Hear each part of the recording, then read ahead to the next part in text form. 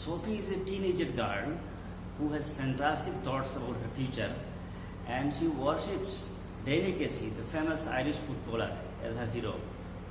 She disregards the financial condition of her family and ignores the reality of life. In projecting the character of Sophie, the author actually makes Sophie represent all those teenage people, whether boys or girls, who have similar nature. In this age, in teenage, we find many boys and girls who don't bother about the reality, and they just daydream and they waste their time in telling people I will do this and that, and in doing these things they often have to tell lies also. In this story so far we have found that Sophie firstly announced before her family that she was going to open a boutique when she completes her school education, and she did not get any support from anyone. Her second attempt was that she told her family that she had met Danny Casey, the Irish footballer, in the mall. No one believed it. Her elder brother Geoff seems to have pretended to have believed. He also does not believe it, but he pretends that he has believed it just to give her some kind of satisfaction. So, coming to the next part, let us see. The table lamp cast an amber glow across her brother's bedroom wall and across the large poster of United's first team squad and the row of colored photographs beneath, three of them of the young Irish prodigy, Casey. What is it? See, the table lamp, here is a description of Geoff's room, the room where he lives. Geoff's room, the table lamp cast, this cast is very important because we find this word cast. This is the classification of human beings on the basis of their birth. This is a social disease in India. We divide people into upper caste and lower caste, etc. This is C-A-S-T.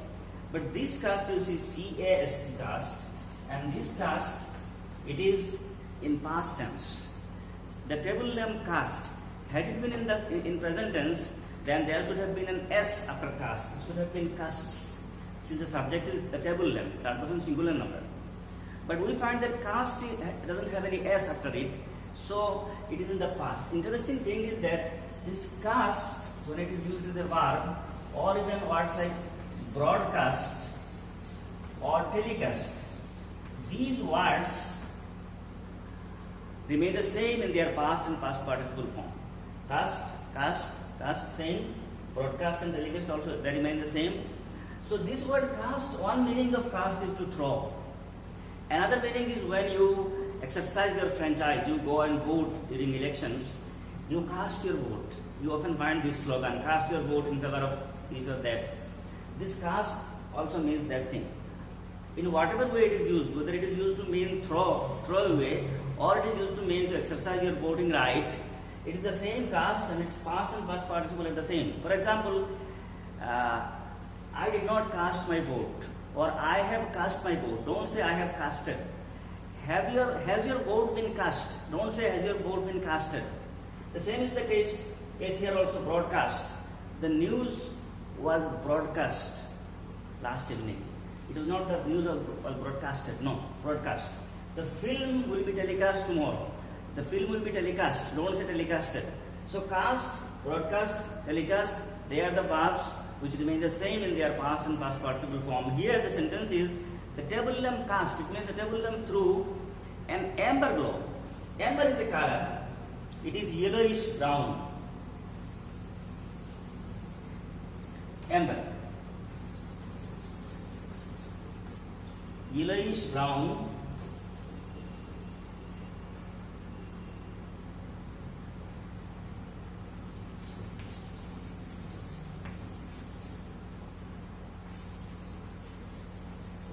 And then the word glow means dull, steady light.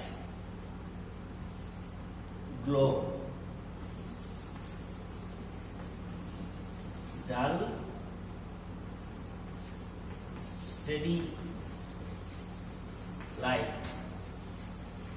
What is the table lamp did? There is a table lamp in Geoff's room. The table lamp cast, it's through, it's projected, it reflected. What did it reflect? It reflected some glow. Glow means dull light. The light is not bright. And what color was the dull light? The color was yellowish brown. A mixture of yellow and brown color of dull light was reflected by the table lamp that was there in Geoff's room across her brother's bedroom wall. On the bedroom wall of Geoff's room, on the wall of Geoff's bedroom, what happened? There was some light was projected, and the light was dim light. It was steady, dull light. It was not that bright. Its color was a mixture of yellow and brown. What could you see there? And across the large poster of United's first team squad and the row of colored photographs beneath, 3 of them of the young Irish prodigy Casey. So on the wall, what was there? There was a large poster. People have different tastes. Many people love different things. If you, in your room, in your home, usually if one visits your home, they will find whatever things you love. If you are a sports person, then maybe you take part in different tournaments and you get prizes, you get trophies. There in your room, various trophies may be seen. And if you are a lover of a particular sport, in your room, posters, pictures of the players of that particular game may be seen. The same is the case. This family, Sophie's family, her brother, her father, everyone is fond of football. And so, they love this United. This United is a new name for you. United is the name of the team. United is the name of the football team of Ireland, in which Denny Casey plays. So they were fond of football and they were fond of the team United also. So on the wall of Geoff's bedroom you can see a large poster, and in the poster you can see United's first team squad. Team squad means all the players of the team who will play under United. A picture of the whole team of players is there, and the row of colored photographs beneath. And at the top there is the picture of all the players of United, and under this, beneath means under this, there is a row of colored photographs. And in these colored photographs, 3 photographs are of the same person. Who is that? He is the hero, Denny Casey, the renowned footballer. 3 of them of the young Irish prodigy. Prodigy means a young, unusually talented man. Prodigy. This means young, unusually talented. Someone who is in a very early age, but he shows mark of talent. He is really so talented that such talent we do not usually see in young people. If someone is so talented, he is called prodigy. So here, who is the Irish prodigy? He is Denny Casey. So on the wall of Geoff's room, you can see a large poster where the whole team of United is there. The pictures of all the players, and beneath there are 3 photos. There is a line of colored photographs, and among those colored photographs, 3 photographs are of the same person. He is the very renowned young player of the United team, and his name is Denny Casey. And now the sister and the brother, they are talking in the brother's room, in Geoff's room. Sophie is telling her brother, promise you will tell no one, Sophie said. Sophie told her brother, you promise me you will not tell anyone. I have informed it to you, I have announced it to you that I have met Denny Casey, and father doesn't believe it, but you have at least believed it. Actually, Geoff did not believe it. He knows his sister that she is very good in making such wild stories, baseless things, and since he knows that she does it, and no one in the family ever supports all these things, he thinks at least let me give her some entertainment. So he is pretending that he has believed it. That's why he told in front of their father that yes, she met, it's true, etc. Now, Sophie thinks that yes, at least Geoff has believed it. So she is telling him that you should not tell it to other people. This should be a secret among us. Promise you will tell no one? Sophie said. Then Geoff said, nothing to tell is there. What should I tell? There is nothing actually. I know it very well. You did not meet Denny Casey, so there is nothing to tell. Nothing to tell is there. She says, promise Geoff, they don't murder me. If you tell this to other people and all the people will come to know it, these people will start inquiring my father about it, that we have heard that your daughter met Denny Casey, What is it? So my father will become really angry and he will murder me, means he will really scold me and he will be very angry with me. Then Jeff said, only if he thought it was true. He would be angry with you and you say he would murder you only if he believed it. He doesn't even believe what you are saying, so there is no worry, there is no reason for him being angry with you. Please, Geoff. Then Geoff said, Christ, Sophie, you are still at school. Cassie must have strings of guards. This Christ, we often, when we want to express our displeasure at something, we fail to convince someone about something, then we make expressions, some religious words we use, God, my God, etc. So he is saying Christ, it means I cannot make you understand. This is an expression of his displeasure. It is an expression of irritation. He feels that, why don't you understand these things, Sophie? You are still at school. Casey must have strings of guards. You are still in school. You are a small guard. And Danny Casey is a well-known footballer. He is a celebrity. And he must have strings of guards behind him. String means line of guards who are made after him. And who are you compared to them?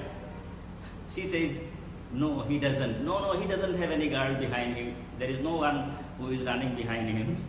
So Geoff asks, how could you know that? He jeered. Jeer means to laugh or shout using meaning dislike. Jeer means to laugh. Jeer. Laugh or shout in displeasure. If you are not pleased with anything, if you are displeased, if you don't like something, someone's comment, etc., then you laugh or you shout, what is it you are saying? This kind of reaction is called jeer. So when she said that Dennis doesn't have any guards who is made after him and I have a chance. So Geoff said, how could you know that? What nonsense are you talking? He is a celebrated footballer and you are just a student of a school. You are a school guard and you are made after him. How come this thing? What will be the consequence of this? How do you know that he doesn't have any guard behind him, any guard who is made after him? She said, he told me that's how. He told me that's how.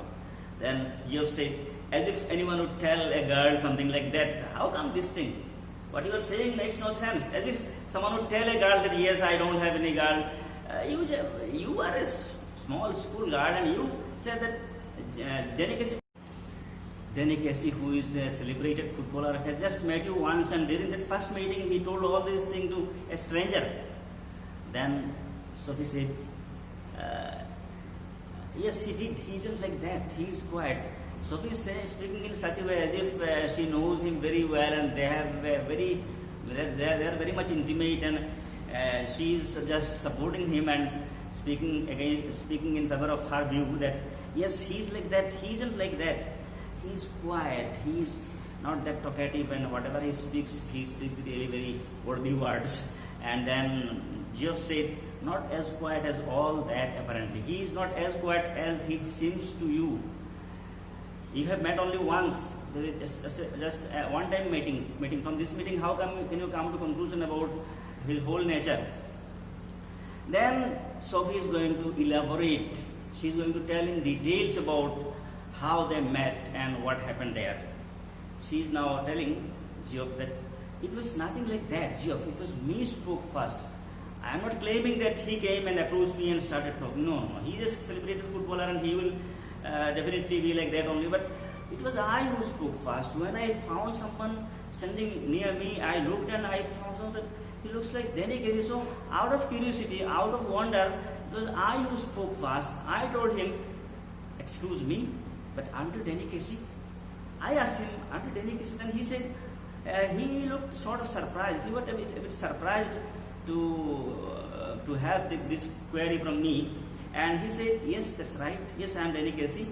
And I knew it must be him because he had the accent, like when they interviewed him on the television. This accent is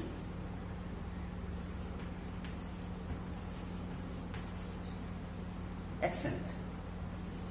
When we speak, we sometimes give stress on some syllable or some word, and we Do not give stress on some other syllable or some other word. This is a very an essential part of our phonetics, or when we talk about make sounds, accent is something very important. And the way we speak English is not our mother language and it is not our native language, so we also make a lot of mistakes in pronunciation. And even those countries where English is the first language, English is their mother tongue, still they also have difference in accents. For example, the way English is spoken in England, in America or in Australia, people have different accents. Even within the same country, in different parts, people have different accents. So Sophie tells her brother that I could identify him to be Danny Casey because not only his look, even the way he talked, even from his accent, because earlier I watched on television an interview in which he talked. So in that interview, the way the accent that he had, I found the same accent when he talked to me, and from that I could very well identify it's Danny Casey. From the accent. So I asked him for an autograph for Little Derek, but neither of us had any paper or pen, so then we just talked a bit about the clothes in Ross's window. He seemed lonely. After all, it's a long way from the west of Ireland. And then just as he was going, he said, if I would care to meet him next week, he would give me an autograph then. Of course, I said I would. So I wanted, since I was sure, since we got introduced to each other that he was Danny Casey, I wanted an autograph for Derek. But neither he nor I had any paper or pen, so we could not, I could not get the autograph. And then we talked a bit, and then we talked about the clothes in the showroom. And he seemed to be lonely. Yes, he came a long way from the west of Ireland, and he was in need of company. So possibly because of my meeting with him, because of my talk with him, he felt it good.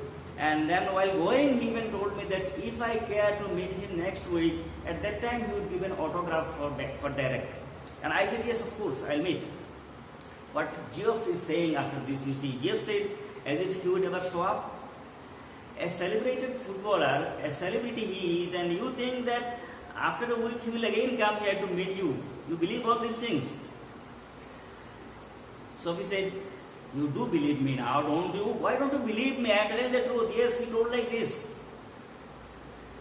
Geoff was not at all happy with this kind of talk from his sister. He knew it very well that she was making stories. It was all the result of her imagination. It was a baseless story. So he now dragged his jacket, which was shiny and shapeless, from the back of the chair and pushed his arms into it. He took his jacket and he wore it.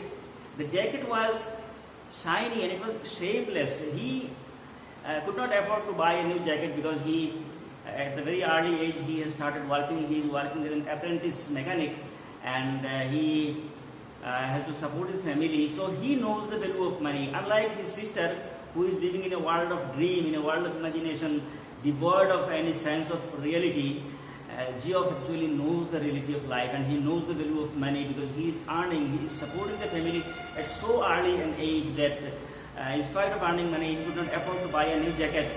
So Sophie, she thought that she wished he paid more attention to his appearance, wished he cared more about clothes. He was tall with a strong dark face, handsome, she thought. When she looked at Geoff's jacket, that he is still wearing the old one, Sophie thought he should have taken care of his clothes. He should have taken care of his appearance, the way he looks. Sophie actually, we have found it many times in the story, that Sophie does not have any sense of realities, and she is not concerned about the poor financial condition of the family. While Geoff, since he is earning, he knows it. So Geoff is what he is doing on the basis of reality, and Sophie is much away from it. So she is wishing that he should have taken care of his appearance and his cloth, but Geoff knows the reality. He is not capable of doing that. But while leaving, Geoff says something very nice. He sums up the whole story, whatever he heard from his sister about her so-called meeting with Danny Casey. Geoff makes a summary of it. He said, it's the unlikeliest thing I ever heard, he said. Unlikeliest. It's a very nice word. Unlikeliest. Unlikeliest is the opposite of it, the antonym of likeliest. Likeliest, unlikeliest. And likeliest is the superlative degree, its positive degree is likely. Likely, likelier, likeliest. And then its antonym is unlikeliest. What is likely then? Likely means probably, something that is supposed to take. For example, he is likely to visit our home tomorrow. It means there is a probability that he will visit our home tomorrow. Likely means probability. Likeliest means at most probability, maximum probability. Something that will definitely take place. And its antonym is unlikeliest, means quite improbable, quite impossible. Whatever you say, the whole story is her sister, her brother sums up that what long story you have told, that is something that did not happen, that did not take place. That is what I have got it, I have understood. Then this is the end of one part of the story. Next comes something real. This is different from Sophie's world of imagination, something real. Now you will find all the members of the family will see Delicacy. They will watch him play, although they will not talk, they will not meet, but for the whole family, football is a game that they all are fond of. They love this game a lot. So on Saturday they made their weekly pilgrimage to watch United. On next Saturday there was a match where United, the team in which Delicacy plays, will also be there. United will play. And the whole family went to watch this football match. And see, to name this football match, the author is using the word pilgrimage. Why is this pilgrimage? We know pilgrimage is a trip that we take to a religious place where you do religious activities. Pilgrimage is a religious visit to a place, special visits to Kashi, Mathura, or Muslims go to Makkah for Hajj. These are the pilgrimages. But the thing is that here they will go and they will enjoy the football match. The author is using pilgrimage because for these people, their love for football is so much that for them, watching the football match is as good as going to pilgrimage. They give it so much respect and it is of so much value to them. They love it so much the way any ordinary human being will love to go on pilgrimage. But these people going to watch a football match is equally important. So for them it is a pilgrimage. They went next Saturday to watch United team to play. Sophie and her father and little Derek went down near the goal. These three people, Sophie, her father and her younger brother Derek, they went near the goal post. Geoff, as always, went with his mates. Mate means his companions, his peers, his friends. He went with them higher up. In the gallery, these three people, they sat near the goal and Geoff and his friends, they went higher up. United won. What happened in the game, what happened in the match was that United won. W-O-N, is the past of win. W-I-N, win. Its past is won and its past participle is won. See, won. Spelling you see. This is not own. Own, O-W-N, W-N, won. One means they were they defeated the opponent, so they were the winners. United won 2-0. 2-0 means United scored 2 goals and the opponent team, they could not score a single goal. So the match result was 2-0 and Casey drove in the second goal. The second goal, out of the 2 goals, the second one was scored by Danny Casey himself. And the author is describing Danny Casey by saying that he is a blend of innocence and Irish genius. If you look at Danny Casey, you will find a mixture of innocence. He looks innocent, one thing. Another feature of his character is that he is a genius, Irish genius. He represents his country and he looks genius. And going round the two big defenders on the edge of the penalty area, on the side of the penalty area, 2 defenders from the opponent team were trying to defend their goal post so that Danny Casey's team could not score a goal, but they could not save themselves. Danny Casey was just going with the ball, and while he was going with her father screaming for him to pass, you must have noticed this thing, that when there is a football match and you support some team, and that team, a player of that team is really, the ball is in his control, and he is going and going, then all his supporters will then stand up and they will start supporting him, cheering, yes, carry on, go, yes, yes. This is how they will speak. This is what Denikis' father was saying. He was screaming for him to pass. Scream means he was making a sound and beating the hesitant goalkeeper from a dozen yards, from about a dozen yard. Y-A-R-D, yard is the distance, similar to miles, more or less. It is a distance more or less to meters. So from not meters. They from a dozen yards, the hesitant goalkeeper could not save him. Denikesi beat the goalkeeper and he scored the goal. Sophie glowed with pride. Sophie was very proud of this moment because it is ultimately my man, my gentleman, my hero who has done it. Sophie glowed with pride. There was happiness on her face. Afterwards, Geoff was ecstatic. Geoff was also very happy. Geoff and his father were happy because they are the lovers of football.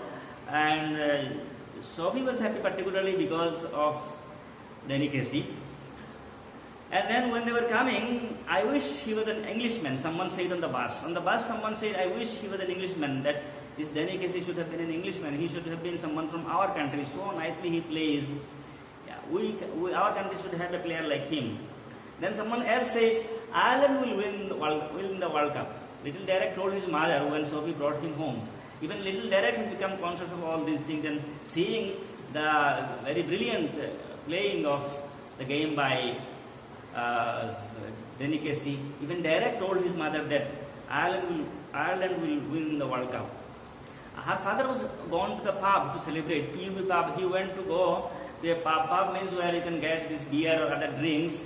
This man is so much a lover of football that means his favorite team has and his favorite player have scored a goal and his favorite team has won the match. He went, although they are not that rich, they are ordinary people, poor people. He went to the pub to celebrate, to drink. And then we get a different part of the story. The story began with Sophie and Jency coming from school, and then they got separated when they came to a street from where their homes, to go to their homes, they had to take two different directions. And afterwards, we have never found these two friends together. We have got other things from the story, but now again these two friends have met, and you find here that Jency and Sophie start their conversation. Jency is asking Sophie, what is this you have been telling? Jency said next week when they met, Jency asked Sophie, what is it going on? What are you telling people? That has reached me also. I have also come to know it. Sophie said, about what? Jency said, your Geoff told our friend you met Denikis. Your Geoff means your brother Geoff. Told our friend means my brother, our brother Frank. That your brother Geoff told our brother Frank that you met Denikesi. This wasn't an inquisition. Inquisition means interrogation or a question. Jency did not have any kind of any intention, any other thought in her mind. Just simply she asked it. It was not a question. Just Jency being nosy. Nosy means someone who is curious. Out of curiosity, she wanted to know it. But Sophie was startled. Sophie was shocked. How come Jency also came to know this? I wanted to make it a secret, and so that people should not come to know. If they come to know, then they will ask my father, and my father already he is angry. He will become more angry with me. But how come Jency has come to know this? Sophie was startled, but she is still not showing any sign of her shock. She said, oh, that. When she said, oh, that is the question, Jency frowned. Jency frown means you show your irritation on your forehead. When you are not happy with something, it is projected on your forehead, and that is called frowning.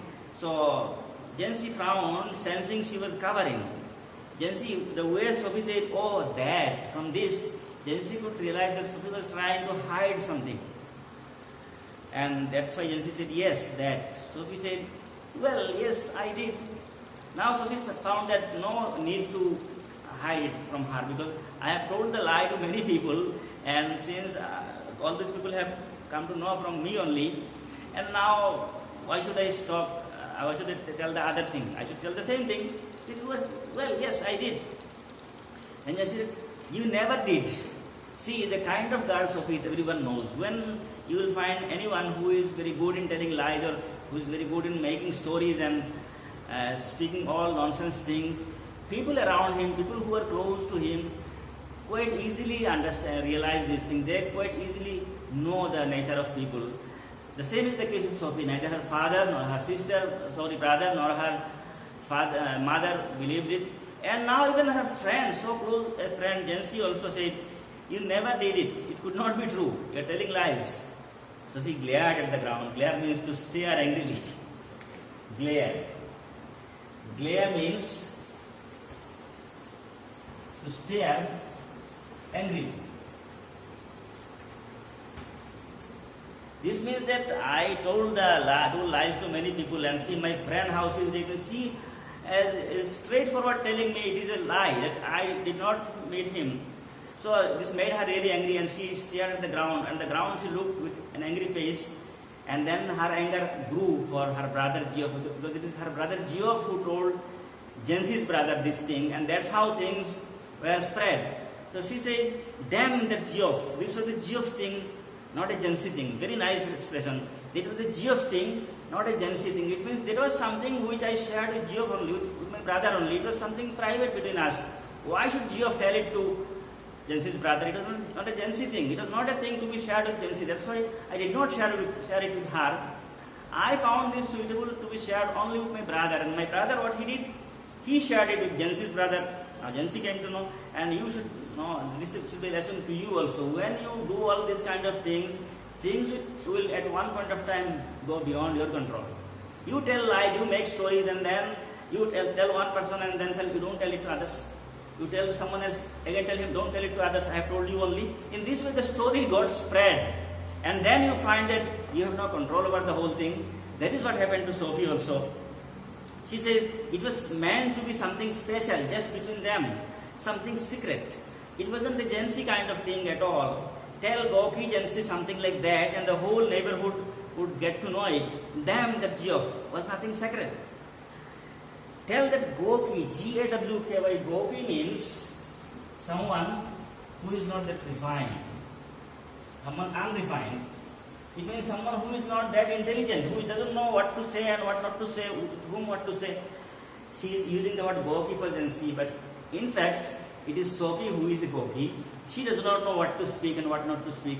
She is actually making her own life miserable by telling all these nonsense and false things. And now she is blaming this person or that person. And she is saying, telling about her brother, damn that Geoff was nothing sacred. This sacred means actually secret. This is their colloquial language. It was a secret meant to be. Now, all these things went inside her mind only. When she came to know that Jancy has come to know this, and Jancy is also not believing it straightforward, she is saying it is a false story. She felt ashamed, she felt embarrassed, she became angry with her brother. But she is responding to Jancy by saying, it's a secret meant to be. I did not share it with you because it is a secret thing, that's why I did not tell it to you.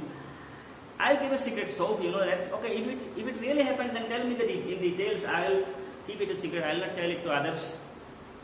Then she says, Sophie said, I wasn't going to tell anyone. There will be a right old row if my dad gets to hear about it. If my father wants to came to know this thing, there will be a row, there will be a complete nuisance in my family. A line of people would start coming to my home, and a queue of people will come to my home, and they will start asking my father about it. Father will become angry, and there will be all these disturbance in the family. So I wanted it to remain a secret. It was something that was not to be spread, it was not to be shared with others. Then she blinked and she said, a row? You mean a row? It means if your father comes to know, he will be angry and there will be some kind of nuisance, disturbance in your family. I would have thought he would be chuffed as anything. Chuffed means happy. This kind of news that someone's daughter has met a celebrated footballer, in any case, this should make the father happy. Why do you think your father will become angry? I thought your father will be happy at this. She realized then that Jansi did not know about the date bit. Geoff hadn't told about that. She breathed more easily, so Geoff hadn't let her down after all. He believed in her after all. After all, some things might be sacred. From this, she came to know that Geoff did not tell the whole story. Whatever story Sophie told Geoff, the false story, Geoff did not tell the whole thing to Jansi's brother. So Jansi is not aware of all the things. And at this, Sophie became a bit relaxed and happy with her brother that he did not tell the whole thing. At least somehow he saved me. It was just a little thing really. Now she is telling her friend Jansi, it was just a little thing really. I asked him for an autograph, but we hadn't any paper or a pen, so it was no good. Now how much had Geoff said? It was nothing that much. Actually we met and we wanted an autograph and we did not have any paper or a pen, so we could not get it. And then she is asking Jansi, how much did Geoff tell to your brother? Instead of replying to this, Sophie, Jansi is saying, Jesus, I wish I had been there. Oh my God, it's so nice a thing. A celebrated footballer and you met him. I should have been there with you. Such a moment, such a wonderful moment I missed. Of course, my dad didn't want to believe it. When she finds that her friend has become convinced and she is showing her curiosity, her willingness that she missed it, she got some kind of energy and she said, yes, that is true.